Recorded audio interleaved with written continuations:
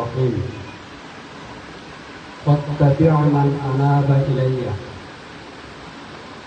صدق الله مولانا العظيم। আল্লাহ তাআলার অসংখ্য শুকরিয়া যে মহান রব্বুল আলামিন আমাদেরকে আজকে বিশেষ সাংগঠনিক সভা অনুষ্ঠানে আসার এবং বসার তৌফিক দান করছেন।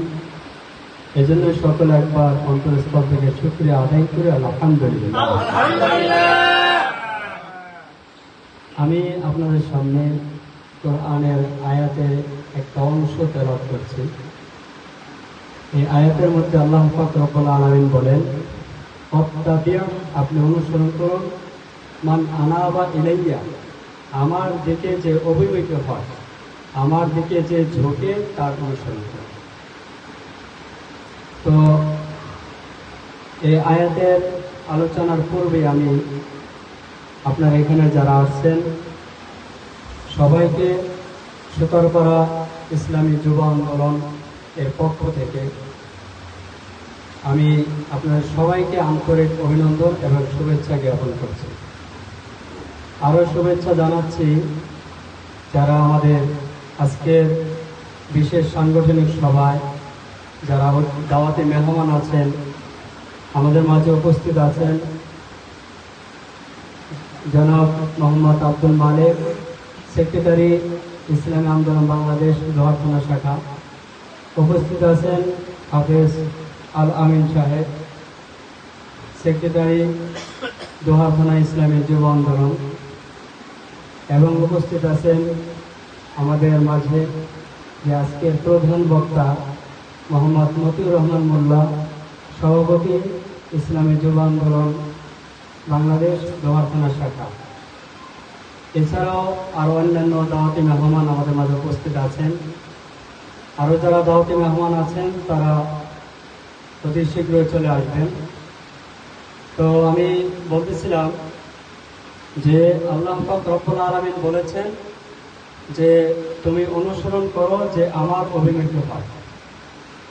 তো এই কথার উদ্দেশ্য হলো যে আমাদের ইসলামী আন্দোলন বাংলাদেশে যারা কর্মী আছেন বা যারা দায়িত্বশীল আছেন প্রত্যেকেই যে অর্থাৎ আমাদের চরমাড়ার পীর সাহেব হুজুর, উনি একজন আমি মনে করি উনি একজন আল্লাহওয়ালা এবং আল্লাহমুখী, এবং যারা কর্মী আছেন বা যারা দায়িত্বশীল আছেন সবাই তার দেখানো পথ অনুসরণ করে, তার অনুসরণ করে সবাই চলে এবং চলতেছে।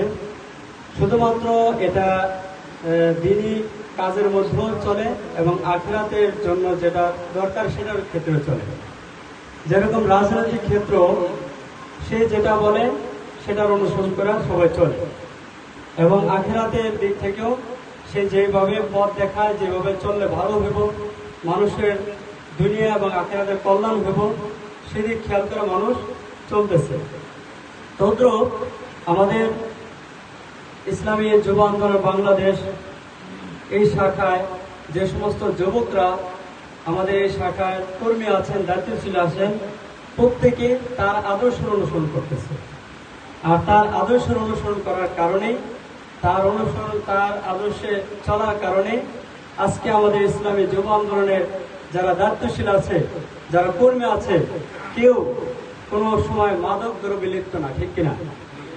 কেউ কোনো ধরনের টেন্ডারবাজি, চাঁদাবাজি, সন্ত্রাসী এবং বিভিন্ন ধরনের অশ্লীল কাজের মধ্যে কেউ লিপ্ত নাই, আলহামদুলিল্লাহ, ঠিক কিনা এই কথা?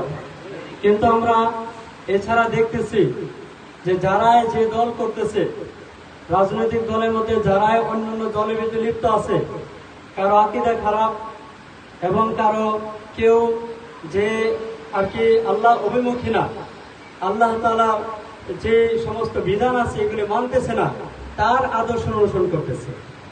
আর ওই সমস্ত রাজনৈতিক দলে যারা আছে তার অনুসরণ করার কারণেই, তাদের অনুসরণ করার কারণে তারা ভালো কিছু পাইতেছে না, আর ভালো কিছু না পাওয়ার কারণে তারা আজকে সন্ত্রাসী এবং মাদক দ্রব্যে এবং চাঁদাবাজিতে লিপ্ত থেকেও তারা এটাকে ভালো মনে করে। এবং এর বিরুদ্ধে যারা চাইব তাদেরকে, অর্থাৎ তাদের বিরুদ্ধে লাগবো বা তাদেরকে হত্যা করার পরিকল্পনা করে, ঠিক কিনা? এটা আমরা সচক্ষে দেখতেছি। কিন্তু আলহামদুলিল্লাহ যে যুব আন্দোলনে যারা আছে তারা এই ধরনের কোনো কার্যকলাপে লিপ্ত না। এই জন্য আজকে যে বর্তমান সমাজে দেখা গেছে মাদক দ্রব্য অনেক বাড়তেছে, মাদক সেবন করতেছে। এটা একটি কারণে, এটার কারণ হলো তাদের পিছনে কোনো ভালো তাদের গাইড দেওয়ার মধ্যে কেউ নাই, তাদেরকে যে বলবো বোঝাইবো এরকম কেউ তাদের পিছনে নাই। এজন্য মহতারাম যে আমাদের এখন উচিত হলো কি, যে আমরা এখানে আছি, আমরা এই আমাদের যে রাজনৈতিক দল আমরা আছি, আমাদেরও উচিত ওই সমস্ত যুবকদেরকে, যে সমস্ত যুবকরা মাদক দ্রব্যে লিপ্ত আছে, বিভিন্ন ধরনের কর্মকাণ্ডে, অশ্লীল কর্মকাণ্ডে লিপ্ত আছে, তো তাদেরকে আমাদের বুঝাইতে হবে, তাদের সাথে বন্ধুত্ব করতে হইব এবং তাদের সাথে ভালো ব্যবহার করতে হইব।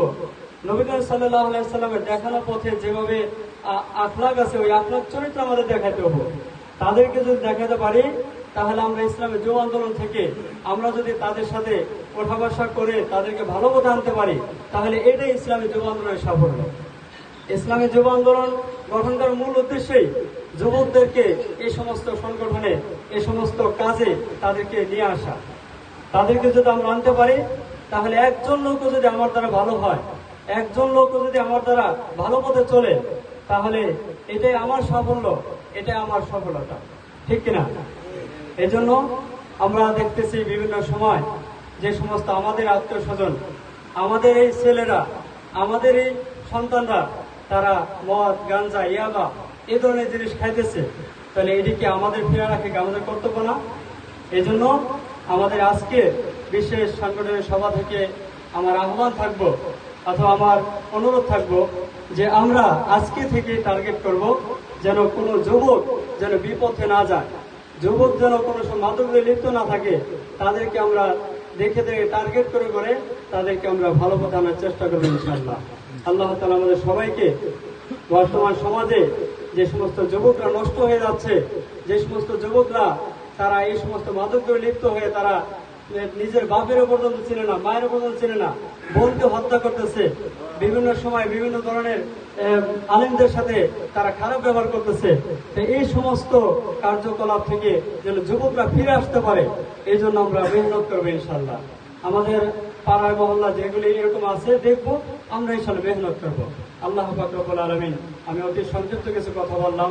আমাদের সামনে অনেক দাওয়াতি মেহমান যারা আছেন, ইসলামী আন্দোলনের এবং ইসলামী যুব আন্দোলনের, শ্রমিক আন্দোলনের অনেক নেতাকর্মীরা এখানে আছেন, সকলেই অনেক কথাবার্তা বলবেন, তা আমরা সকলে ধৈর্য ধরে শুনবো।